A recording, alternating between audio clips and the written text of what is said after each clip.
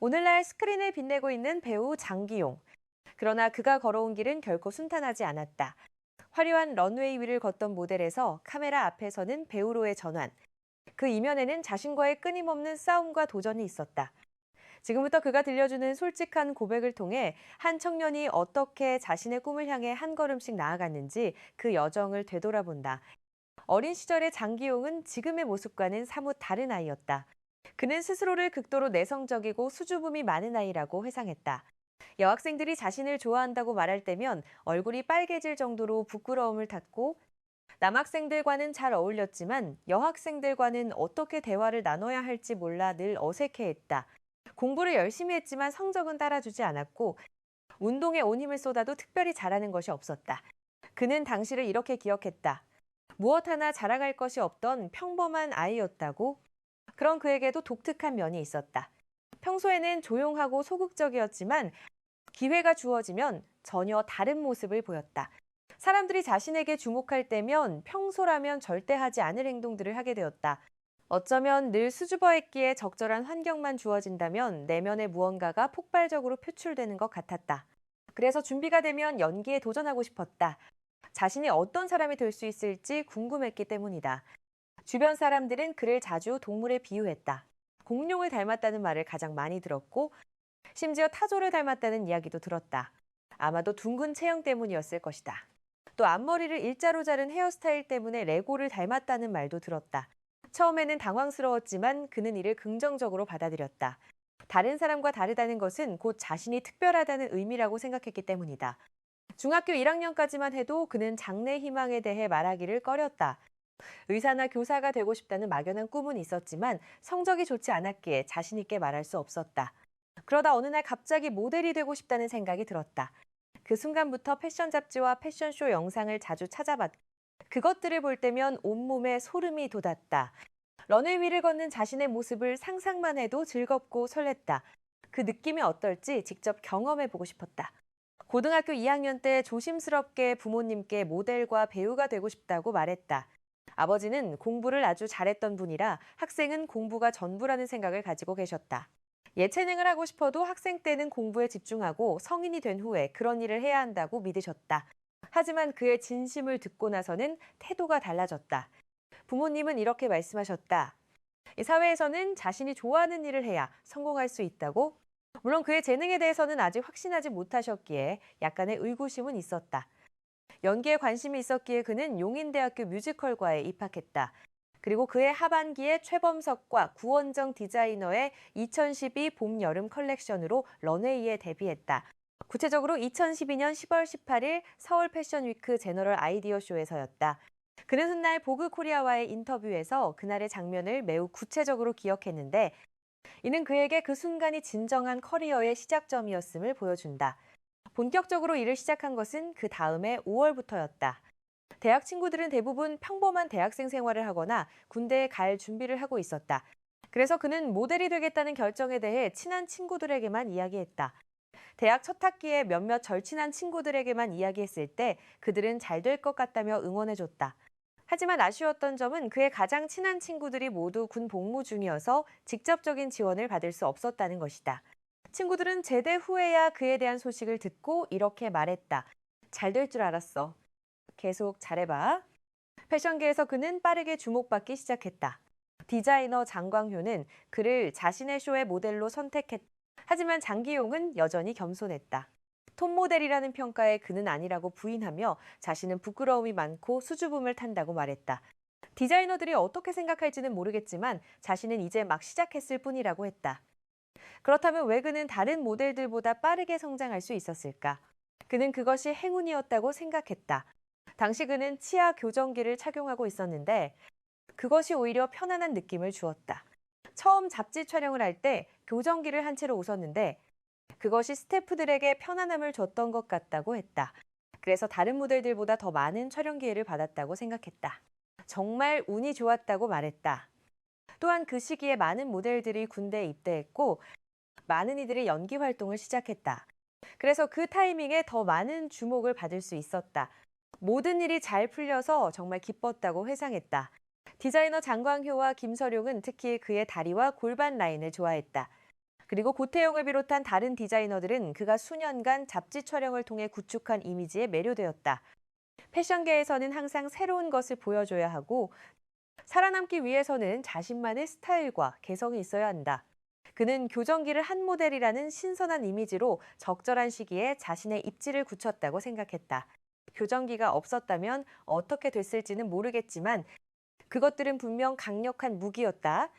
하지만 모델로서의 인지도만으로는 대중적인 인기를 얻기 어려웠다. 그의 얼굴은 꽤 익숙했지만 이름은 상대적으로 덜 알려져 있었다.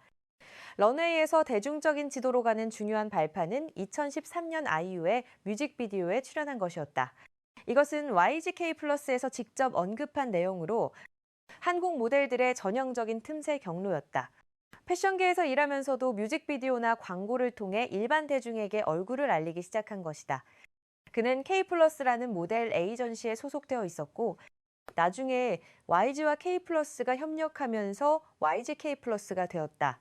YG와 K플러스의 협력 발표문에서 YG는 K플러스가 장기용을 포함한 여러 모델을 관리하고 있으며 모델에서 배우로의 전환이 발전 방향이라고 강조했다. 즉, 매니지먼트 환경이 이미 모델들이 연기에 도전할 수 있는 길을 준비하고 있었던 것이다. 진정한 의미에서 연기로의 첫걸음은 2014년에 시작되었다. 보그 코리아에 따르면 그가 배우로서 처음 얼굴을 드러낸 것은 SBS 드라마 괜찮아, 사랑이야였다. 그는 3개 장면에 총 약 25초 동안 출연하며 이성경의 남자친구 역할을 맡았다. 이 디테일은 매우 가치 있는데 화려하지 않은 작은 단계를 통해 카메라 앞에서의 경험을 쌓아갔음을 보여주기 때문이다. 카메오 출연 이후 그는 양쪽을 병행했다. 여전히 모델로 활동하면서 작은 역할과 웹드라마를 맡아 경험을 쌓아갔다. 2015년부터 2017년까지의 기간은 주로 조연 역할이었고 경험을 쌓는 데 도움이 되었지만 큰 성과를 내지는 못했다. 심지어 잘생겼지만 연기가 설득력이 없다는 선입견에 시달렸다. 이 기간은 많은 사람들이 포기하는 시기였지만 그는 이것을 훈련 시간으로 활용했다. 바쁜 일정 속에서도 그는 자신을 위한 시간을 소중히 여겼다. 일하지 않을 때는 앞으로 10년의 삶에 대해 생각하고 미래의 길을 계획했다. 나중에 더 바빠지면 자신을 위한 시간이 줄어들 것을 알았기에 지금 많은 시간을 자신에게 투자했다.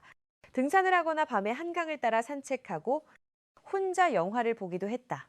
다른 사람들과 함께 있고 소통하는 것도 재미있지만 자신과의 시간도 똑같이 중요하다고 믿었다. 그는 항상 많은 것을 배우고 싶어 했다.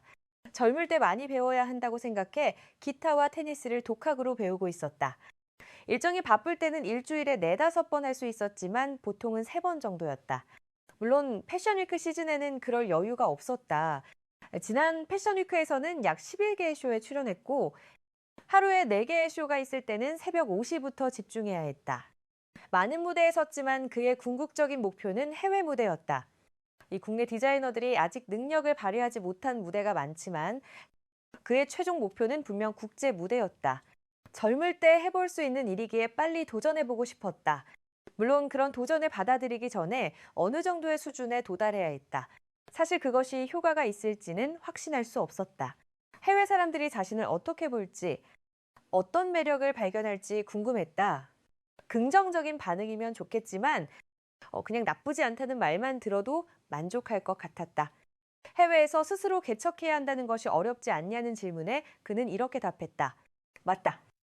그래서 원중이나 해외에서 활동하는 사람들이 정말 대단하다고 생각한다고 모델업계와 연예계를 형제에 비유하자면 모델은 동생이고 연예인은 형이라고 생각했다.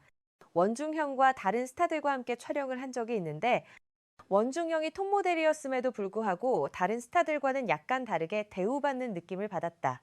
남자 모델들은 특히 일자리를 찾는데 어려움을 겪는 것 같아서 연예계로 진출하려는 시도를 하는 것 같았다. 패션계는 작은 고객층을 대상으로 하지만 연예계는 매우 광범위해서 인정받기가 훨씬 쉬웠다. 그래서 그도 연기에 대한 열정이 있었다. 하지만 구체적인 준비는 아직 없었다.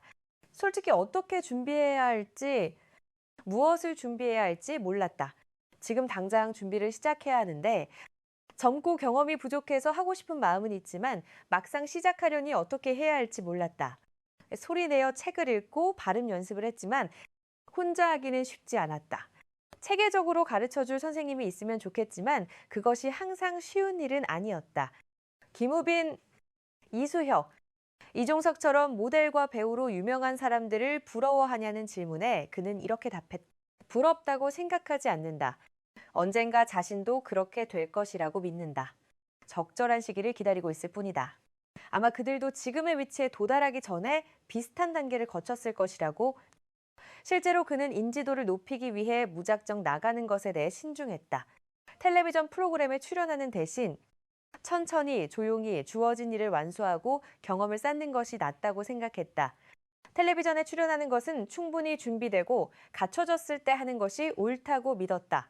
단순히 인지도를 높이기 위해 나가는 것이 아니라 4년이나 5년 후에 장기적으로 사용되고 행동할 준비가 된 롤모델로 인정받고 싶었다.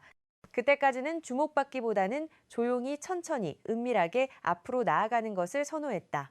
그러면서도 유명해지기 위한 일이라면 무엇이든 하고 싶지는 않다고 했다. 물론 자신을 발전시키기 위해 해외로 나가는 것 같은 일은 꺼리지 않는다고 덧붙였다. 그는 이전과 마찬가지로 조용히 맡은 일을 완수할 것이라고 했다. 그렇게 계속하다 보면 언젠가는 이름을 알릴 수 있는 큰 기회가 오지 않겠냐고 믿었다. 그리고 그 믿음은 현실이 되었다. 전환점은 2017년 드라마 고백 부부를 통해 찾아왔다. 코리아 타임스는 이 작품이 그를 핫스로브로 만들었으며 모델 출신 배우로서 놀라움을 선사했다고 평가했다. 더 중요한 것은 그가 처음에는 매우 걱정했고 경직되어 있었으며 자신감이 부족했지만 감독과 공연자들 덕분에 점차 잠금을 풀었다는 점이다. 그리고 이것이 자신이 진정으로 작품에 속한다고 느낀 첫 번째 프로젝트였으며 단지 캐릭터를 매력적으로 보이게 하는 데 집중하는 대신 큰 그림을 보는 법을 배웠다고 말했다. 돌이켜보면 장기용의 여정은 모델에서 배우로 점프한 것이 아니었다. 그는 매우 정확한 순서를 따랐다. 런웨이에서 시작해 뮤직비디오와 광고로 인지도를 높이고 대작에서 짧은 카메오로 카메라에 익숙해지고 여러 작은 역할로 경험을 쌓고 한 개의 돌파적인 조연 역할로 시장의 능력 인정을 받았다. 이 모든 이정표는 보그 코리아 인터뷰, 코리아 타임스 기사, 그리고 그의 모델 데뷔와 연기에 대한 종합 정보에서 명확한 흔적을 남겼다. 수줍음 많던 소녀는 자신만의 독특한 매력을 발견했고 그것을 무기로 패션계를 정복했다. 그리고 거기서 멈추지 않고 더 큰 꿈을 향해 한 걸음씩 나아갔다. 실패와 좌절이 있었지만 포기하지 않았고 작은 역할이라도 최선을 다했으며 자신을 위한 시간을 아끼지 않았다. 그렇게 그는 오늘날 우리가 아는 배우 장기용이 되었다. 여러분은 장기용의 이런 끈기 있는 도전 정신에 대해 어떻게 생각하시나요? 그의 이야기가 여러분에게 어떤 영감을 주었나요? 댓글로 여러분의 생각을 공유해 주세요. 이 영상이 도움이 되셨다면 좋아요와 구독 부탁드립니다. 알림 설정까지 해주시면 새로운 영상을 가장 먼저 만나보실 수 있습니다. 다음에도 더 좋은 내용으로 찾아뵙겠습니다.